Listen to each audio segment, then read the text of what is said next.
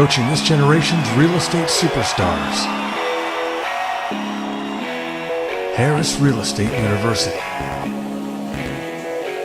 So then with those people, do you structure it as a salary position, or do you structure it as they have an ownership percentage in whatever venture you're starting? Well, let's take Brad, for example, because that'd be the closest one in relation to you. When Brad came on, the one thing we learned, we paid assistants way too much, people that work for us, by paying them per transaction. I mean, back when you're doing 50 transactions, whoever thinks they're going to do 350 transactions. So you got to be careful, and Gary taught us this, you got to reward what you want. Well, what I want is net. And if I reward people on my net, I can never lose. Never, can't lose. And by the way, talented people know they will earn it and can make it bigger, so they're okay with that, taking less. And so we kind of share the risk. I say, look, you know, if you're talented, like I think you are and like you think you are, let's go a little bit less on the risk factor, and let's have you have a bigger earn-in on the backside.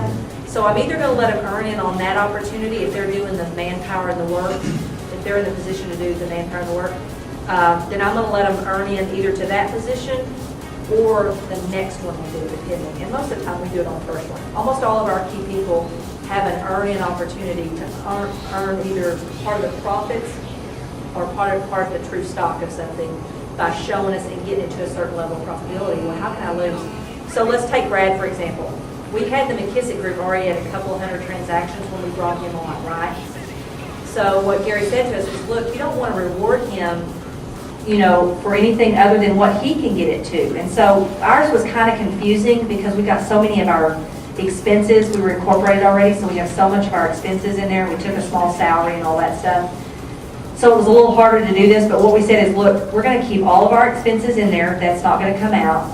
We're going to keep our corporate salary, which was not that much. We're going to leave all that in. And then, Brad, anything you get the business to net after that, we started out about, I think about 30% with him, moving up to 40, now we're 50-50. And so over the years, the longer he was with us, the more he went in and earned 50% of anything over all the expenses and stuff that we do.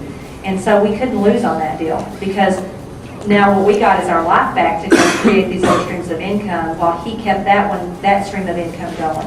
And we just recently restructured a deal where if he gets it up to a certain level of profit, he's going to earn in the first level, but will earn 25% of the actual company. It'll actually be his asset too. And then the next level, he'll earn 50%. But this is after like 9 years. So if it's one of my offices I own, I'll do the same thing with my team leader. I'll say, if you get this office to $100,000 in profit, then we'll let you earn in 5% of the office. And I can either say stock or I can say profits. Profits keeps them out of all the other stuff.